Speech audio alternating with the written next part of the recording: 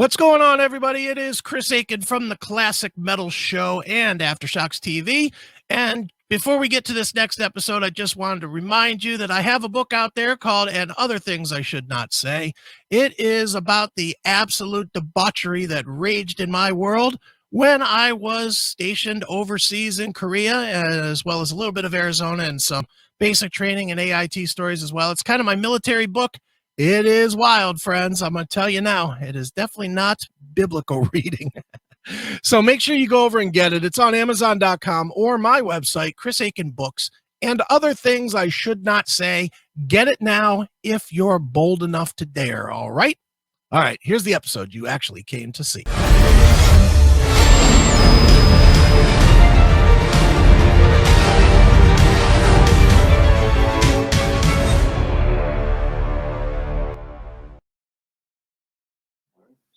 All right. Oh, here we go. We're back here with another episode of Aftershocks on AftershocksTV.com.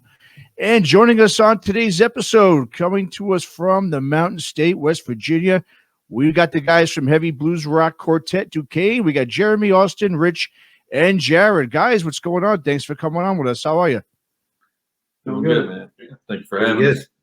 Awesome, man. Well, thanks for coming on, guys. Well, let's talk a bit about, you guys are a newer band, so I want to start off by talking a bit about the origins of the band. Why don't you guys go ahead, tell us a bit about how you guys formed Ducain and talk about sort of your personal backgrounds as well in terms of playing music, as I read that most of you do, in fact, come from families that have strong musical ties in your background. I guess we could start with, whoever wants to go first.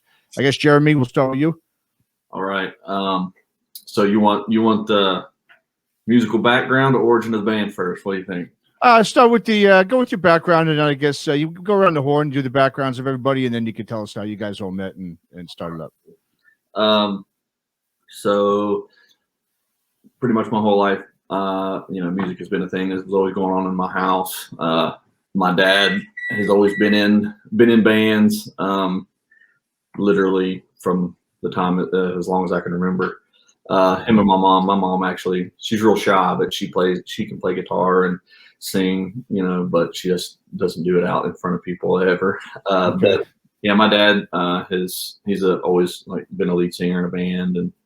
And so pretty much my whole life, no matter what was going on, there was always music happening in our house, whether it be him playing, learning a song, writing a song, just listening to music, all the time. And it was almost like it's just what was supposed to happen. It was for me to do anything. It was just like, this is what we do. And I started playing guitar, and I always liked singing. I mean, all the way back, I was moonwalking on the kitchen floor, singing Michael Jackson when I was like 5 years old. But so singing was always a thing. But yeah, it just is what my dad did. It's what I was supposed to do. It just happened that way, Sure. Awesome. Been with me ever since. Awesome. All right. Next up. I've been nominated to go next. Pretty much the same story, really. Always been part of a musical family. My dad loves music, although I don't think I've ever heard him sing, and he doesn't play anything, but he can whistle pretty much any guitar solo from the last 60 years of music. He's a world-class whistler, that guy. But my mom, she's musical. She can play piano and can play flute, weirdly enough.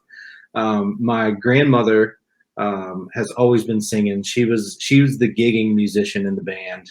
So I remember when I was little, Friday, Saturday nights, being in their band van, driving around, sitting in the back seat with them, and they would go to shows, and I would just kind of sit on the side of the stage and watch Mamaw sing. Nice. And so I started, I came up that way, and then I didn't start actually playing myself until I got in middle school, and I joined like the middle school band, and I started playing drums that way, and then it just kept going with that. I was on drumline in high school. I was on drumline in college, and several garage projects, in that, time period. But this is really my first like serious band. I was, kind of a hired gun in some other situations, but once we got together, I quit all of that stuff and became, just the drummer for Ducain. Awesome. Am I next? Yeah, you're next. Well, I'm obviously the youngest one of the group, so I've not been doing this nearly as long. But I've got a very musical family as well. My mom's side, pretty much all her family is sang country music and sang bluegrass music for most of their life. And then my dad used to play guitar, and he was like a big metalhead. So I got like country from my mom. I was getting like Waylon Jennings, Hank Williams, all that stuff from mom. And then I was getting like Metallica, Blue Oyster Cult, all that stuff from dad. And so they meshed together, and it kind of landed pretty well with the heavy blues rock group. I played guitar.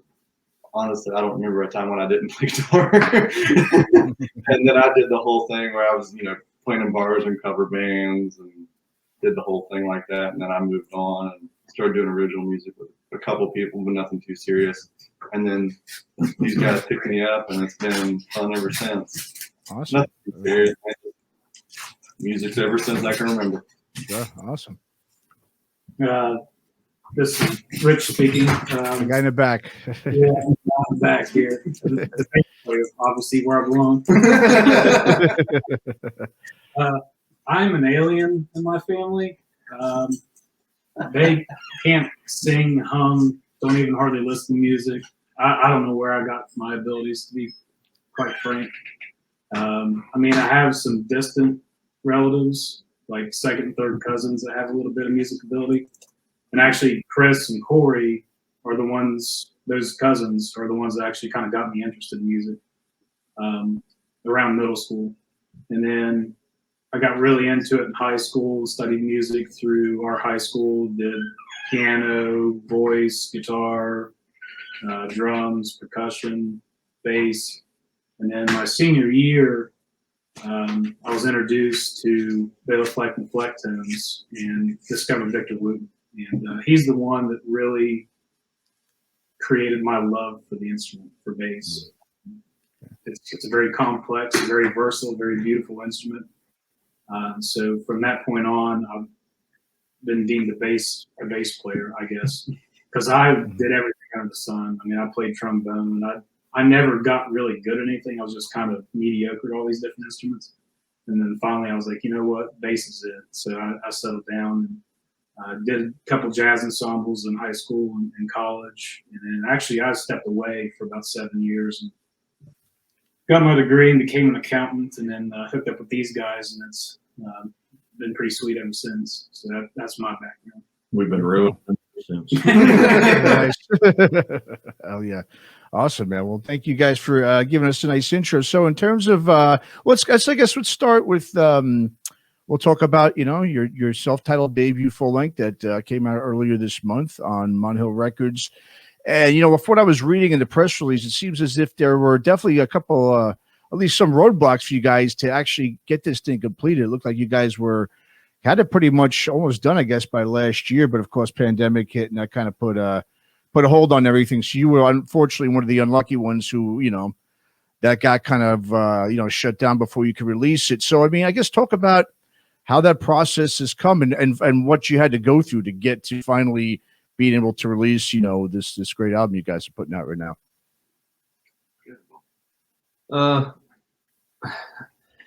Really, we were just having a lot of fun recording, man. We were, it was really working well with, the people we were recording with.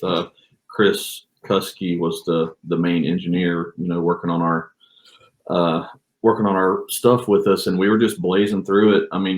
We had to drive like 3 hours to go up. We would go and for a little bit we were staying in a hotel, and then we ended up we had I guess our manager he allowed us to stay with him and it was a good time. So his name's Samir, good dude, but so we got to stop spending a bunch of money every time we went up to record. And Yeah, we just go up, drive 3 hours, go up for the weekend, and just, I mean, usually three or four songs a weekend is what we did. Yeah. Just about. And I mean, we were moving, and we actually got all the music done, and quite a bit of the vocals, right? We got a lot of the vocals done. Yeah, we had some vocals done, and we had some guitar overdubs done too. Okay. And that's when we had to just come to a complete stop. You know, but we had 13 songs. Most of the music, you know, at least the bones was done. And I don't know. I feel like we had even more than that, because I don't think we had to sing every song once we went back. I can't really remember though. Well, we went back several times, you know, over the pandemic, you know, when we could, when they were allowed, because it was in the recording studio that we were using is in Morgantown, West Virginia, and they had pretty much the worst. You know, they have the county color code during the pandemic, and they were just blood red the whole time. Yeah. So it was just like, well, you can't go record this weekend because nobody's allowed out of their house, or, you know, whatever it was. So we went up several times. We had quite a bit of it finished. Well, what we thought was finished, and then, but having that time that the pandemic, you know, kind of not really allowed us to have, but kind of forced us to have, you know, we got to really put our ears on it, you know, and start making those tweaks and, you know, running it back and forth with mix and mastering.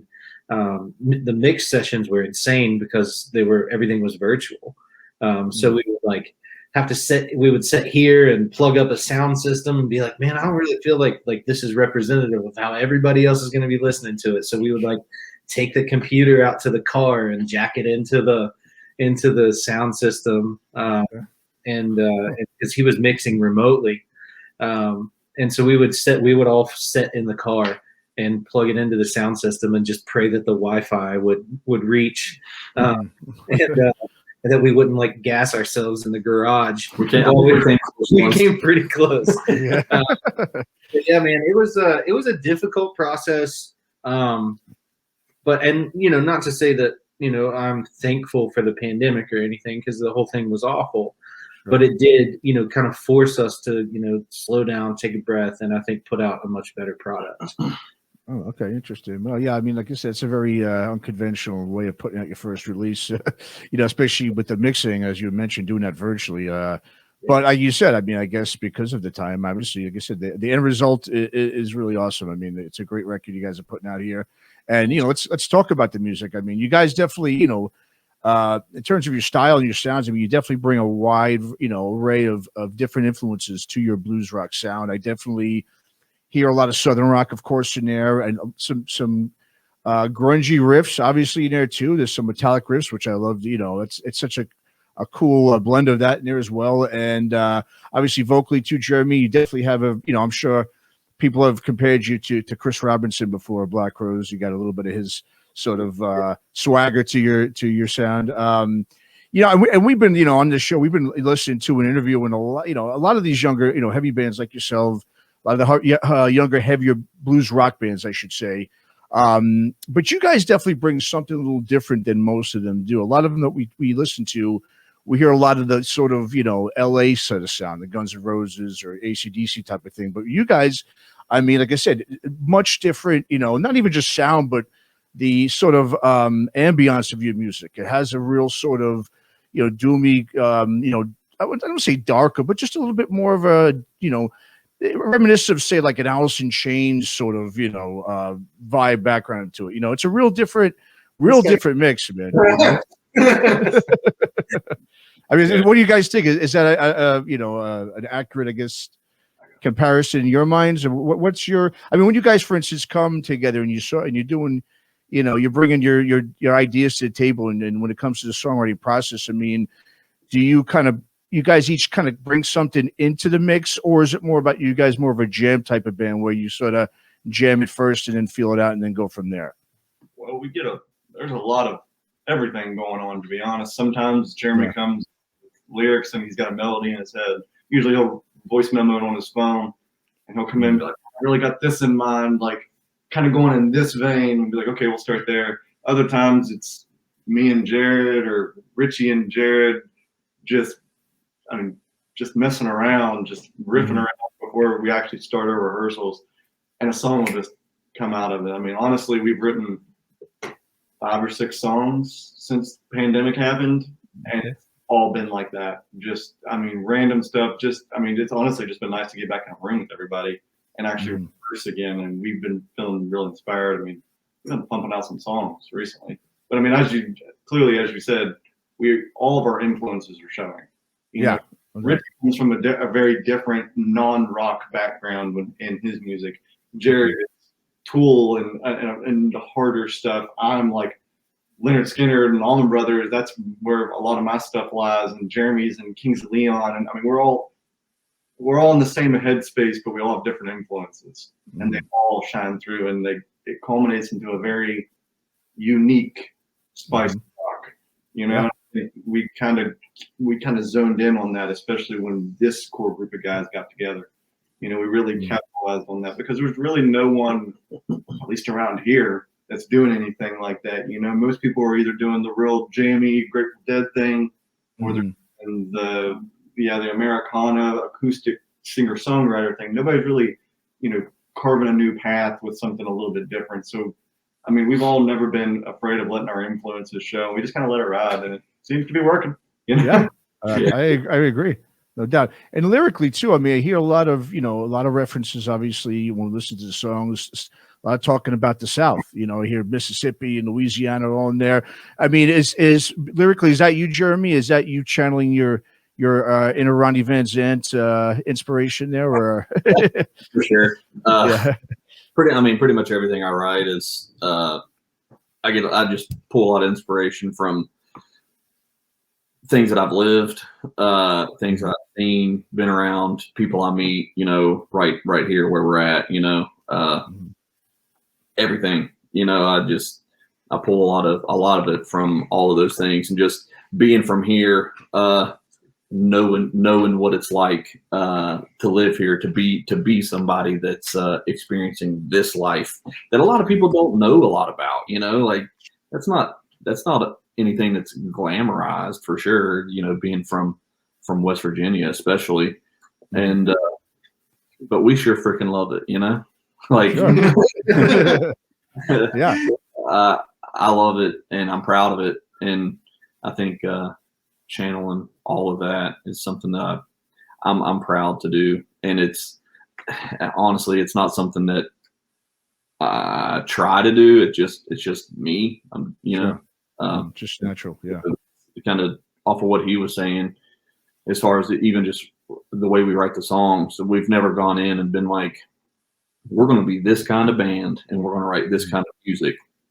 We got together and we played music, and we're like, okay, so what are we? What does this sound like? You know what I mean? And my favorite thing about us is the fact that I don't know who we can compare ourselves to. So I think that means we're doing something right.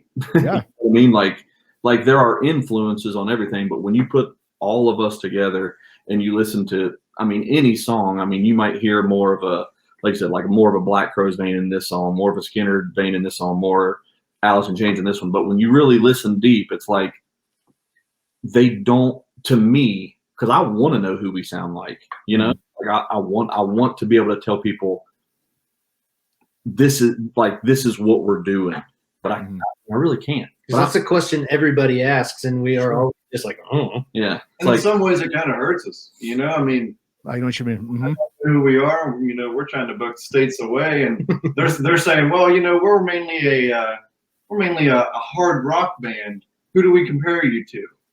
It's like, good luck. I know. No, man. Yeah. We can do that. Yeah. Like, yes. Oh, you want to play a country gig? Probably. We can make it work. You know, like I think we can fit in. There's we're the hardest country band you ever see in your life. There you go. Yeah. You know, but there's something in a lot of our songs that people who like whatever genre of music, are able to pull from. You know what I Sure. mean? There's something there that they can maybe relate to. It might not be their normal cup of tea, but Something for everyone. I think there's a little bit of something for everybody. Yeah, and it's, I don't know. I'm proud of it, but like you said, like people say, like, what do you sound like? Like, you're gonna have to listen to us. Maybe you can tell me. Yeah. No, and obviously it's like you said, in one aspect it's a positive, because I mean I think that's what every musician and band wants, right? You want people to know, like, well, these guys sound like nobody else. They have their own unique sound, which you guys definitely do. And like, at the same time, no, it could of course hurt, because how do you explain what you sound like? But at the same time too, it enables you guys to, like you just mentioned, you can get on a whole bunch of different type of bills. You can get on a country bill, you can get on a blues bill, you can get on a hard rock bill or a regular rock bill. I mean, there's like so many different sort of styles or sort of scenes you can kind of fit into. But at the same time, in the end, yes, you're your own thing. So at the same time, you've got to now forge your own path, where you can't just sort of you glom onto another band or two that kind of sound alike and sort of form your own sort of scene or little clique or something. But so I guess there's positives and pros and cons, obviously, just like anything with it. But I'll just you guys brought up West Virginia. Let's talk about West Virginia. Because it's not every day we see bands coming out of your home state. One of my all-time favorite bands actually is from West Virginia, called Karma to Burn. I'm sure you guys might have heard of them before. Real, obviously a lot heavier than what you guys do. There's been some other bands over the years, mostly metal bands, Byzantine, Wrathchild America, both of them are from there. But like I said, it's been a while since we've really seen a solid hard rock band like you guys coming out from there, band that plays the type of music you do. And I'm sure it has nothing to do with the talent. It probably has more to do with the location than anything. So I guess first off, talk about, your scene. I mean, you kind of alluded to it a little bit before about how there's really nobody that sounds like you guys in West Virginia. But are you seeing sort of a lot of the younger music fans, are they becoming more involved? They're starting to listen to, that sort of the kind of music, at least, that you guys are playing, the sort of rock blues thing? Or is it really just totally different and you guys are really pretty much on your own in your area around Morgantown and Huntington and those cities? There's really not anything. Really? I mean, Wow. A couple bands around here that kind of, throw in the same vein with us. But for the most part, we're kind of, at least around here, we're blazing our own trail. We played bills with straight country bands. We played bills with, heavier bands than us. We played bands, with no band at all. They've just been singer-songwriters. We played with everybody. And that's kind of that sets on the pro side of, well, we really don't fit anywhere. His lyrics kind of touch home with a lot of the country stuff, and he's also got that Southern Chris Robinson thing that goes on.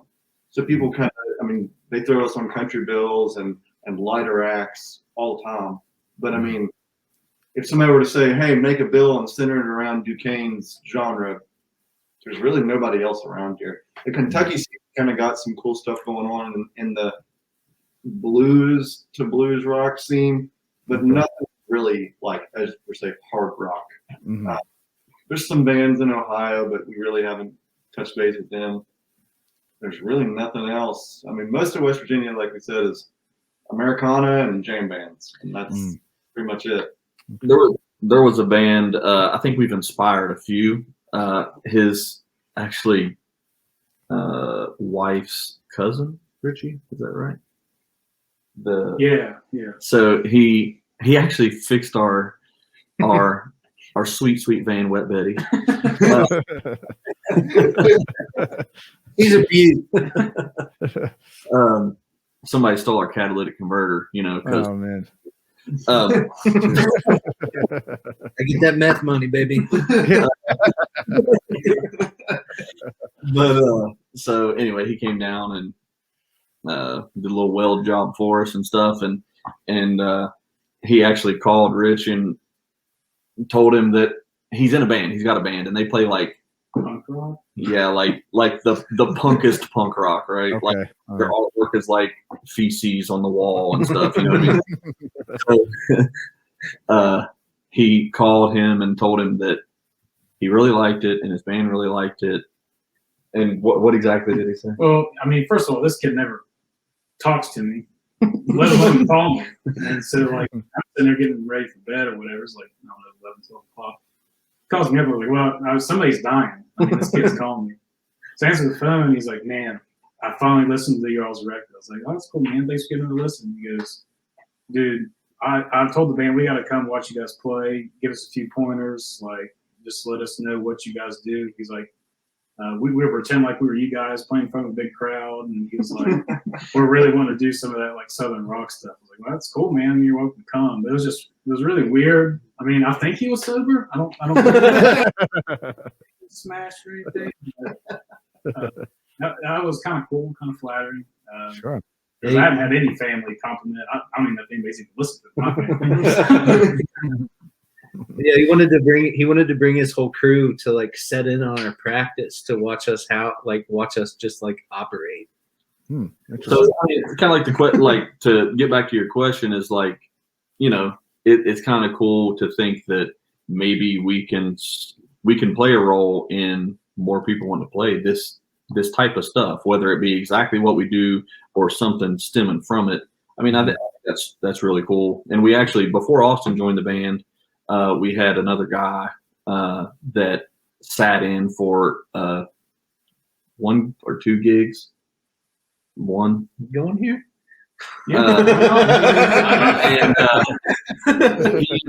So you know he liked our music a lot, whatever. Mm-hmm. So, but he like couldn't commit or you know whatever, and we won't get into details. But then he started, you know, Ducain Jr. Oh, okay. Okay. Got it. And hey, I mean, honestly, some of their stuff was good. Yeah. And Okay. It was good music. it just made me want to kick him in the face even more. No. Oh, yeah. But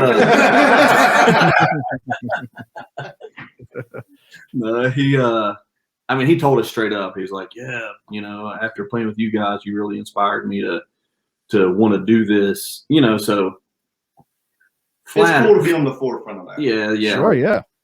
I mean, it's West Virginia. There's not much going on here. It's kind of cool to be on the cusp of something, at least that we feel is a little bit different. Yeah. Sure. Most of what we see around here is pretty much copy paste of the same stuff. You know, Okay. it's Tyler Childers and family that's following. You know, I mean, it's all the same stuff. Yeah, and before Tyler, it was, you know, straight Americana, like, you know, I don't even know who was what is it, like Ryan Adams? Yeah, Ryan Adams. Okay. David Brothers type stuff, you know. Yeah, that was all of the Huntington music scene for the most part. I mean, not all of it, obviously. There's always a good metal band. There's always good metal around here. But as far as, you know, rock and roll, there was really. Yeah. And again, the con to that is being the first to do it. You know, it's kind of scary. You know, I mean, you're trailblazing, yeah. Yeah. People like it or people not going to like it. It's a little scary, but you know, we got to stay true to ourselves. That's, you know, we're not trying to be something we're not. For sure, and it's worked. I mean, obviously, it's paid off because, I mean, just our live shows.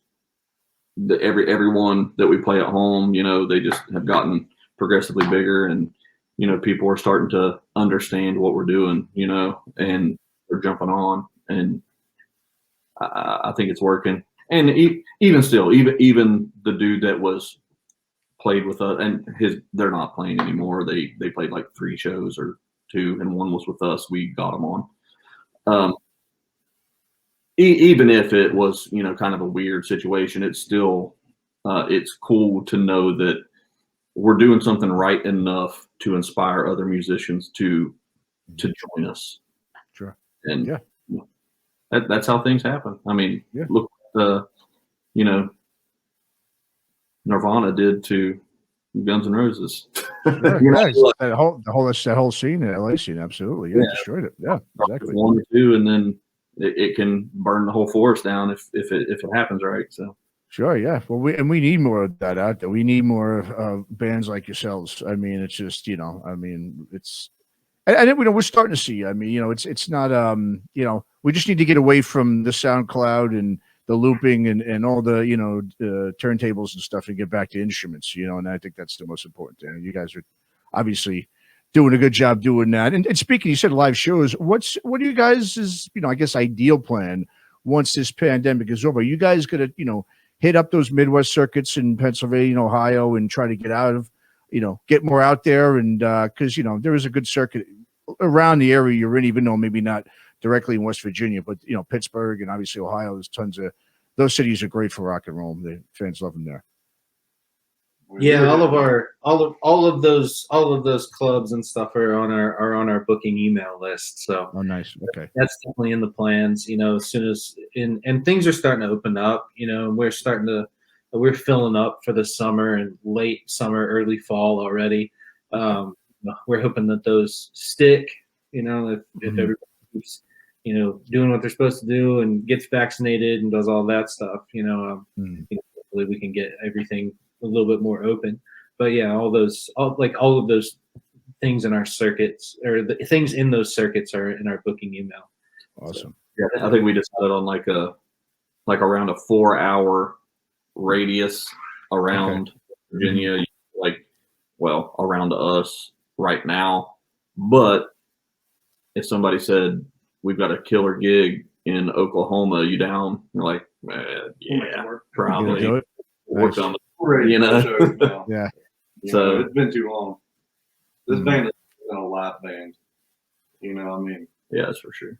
I've been in the band since 17 now, and we've always been a live band. It's what rock and roll is meant to be, man. Mm-hmm. Absolutely. I And can't even agree with you more. The albums are okay, but the live shows is always what you wanted to go see. Mm-hmm. Yeah, no doubt.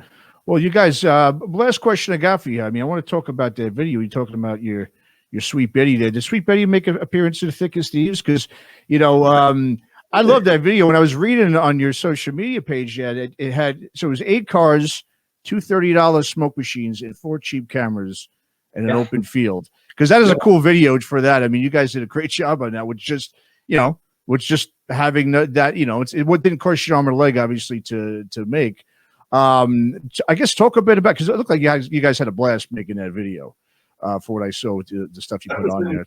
That was in a field beside my house, believe it or not. Really? Oh, wow. Okay. Yeah. We took all of our cars and friends' cars, family cars. We just lined them up behind it. It was right on the creek.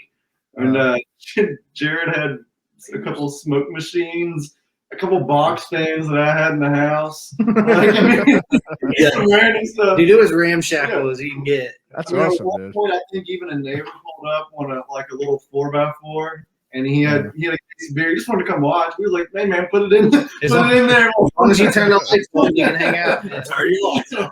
That's awesome. But yeah, Jeremy came up with the idea of having us backlit just for the video, because we were trying to figure out what's going to look cool and what's going to be cheap, and what can we do fast? And what can we do fast? Because we had another video situation where we rented out a theater and everything, and that completely fell through. And so we were like, dude, we need a video for the single. We got to do something.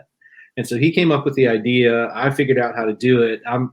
I teach photography, so I pretty good with cameras. And so I gathered up all my camera equipment and everything, and brought some tripods along, and I brought a buddy, and Jeremy brought somebody, and we all just we're just like, all right, cool, this is what we're doing. And so we got out there and we're like, yeah, the smoke needs to move, because it's just kind of hanging. It was like 27 degrees when we filmed that or something. It was so cold. And so we went and got the box fans out of his house, and we put those out, and we're like, all right, that looks cool. And then we just repped it a bunch of times, and he has neighbors, and we're just got a PA out there just cranked, and I'm wailing on the drums, and nobody came to say anything. I have 85-year-old neighbors that were sitting on the back porch loving it, man. Yeah. That's great, man. Yeah, they were like, oh, we're filming a video down there. They've been living near me for the past 15 years, 20 years. They know what it's about. But yeah, man, it was cool. And then I took it and edited everything together, and that was my first music video I've ever edited. And it worked out. We had enough footage that I could be like, this one doesn't work, this one doesn't work, that's the one, and then just for all the cuts. So I think that's probably going to be the way we do our videos from now on, is just kind of DIY. Yeah. It worked for what are the guys? The treadmill guys? You know what I'm talking about? Yeah. They got huge off of DIY videos. If we keep going, it'll just be crazier, man. Sure. So, Yeah. figure it out. What the hell was the name of that band? I can't remember. Anybody know? No. Do you know what I'm talking I don't. No, I don't. Treadmill, you said? about? I look stupid now.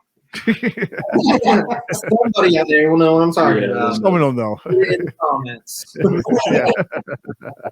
Awesome, guys. Well, hey, guys, so I thank you guys so much for coming on, man. Before we wrap things up, just go ahead and tell people where they can go to check out you guys' music and keep up with the band. Yeah, man. You can find us on Spotify. You can find us on iTunes. We're on Amazon. All of those streaming services. We're really active on Facebook. We're super active on Instagram. Our Twitter is basically dead, but you're welcome to follow us on there for the real juicy bits. Ducainband.com. We've got a website. You can go on there and find information about all of that stuff that I just said. It's all laid out in one place there. But that's pretty much it, man. That's All what right. we're doing. All right, great, man. Well, the band is Ducain, and guys, really appreciate you all coming on. Jeremy, Austin, Rich, and Jared, appreciate it, and good luck with everything. And hopefully, we see you guys on the road sooner than later. For sure. Absolutely. Absolutely. Man. Thanks, All man. right, guys. Thanks so much. Take it easy. Take care, guys. Thanks for listening to Aftershocks. For more episodes, go to our website at www.aftershockspodcast.com. Visit us on our Facebook, Instagram, and Twitter pages for more news and information on the podcast. And be sure to subscribe, listen to, and review all episodes on YouTube, Spotify, Apple Podcasts, and all other podcast platforms. For your music listening pleasure, visit our website or go to www.shockwavesradio.com. For all comments and questions, please email us at info@aftershockspodcast.com.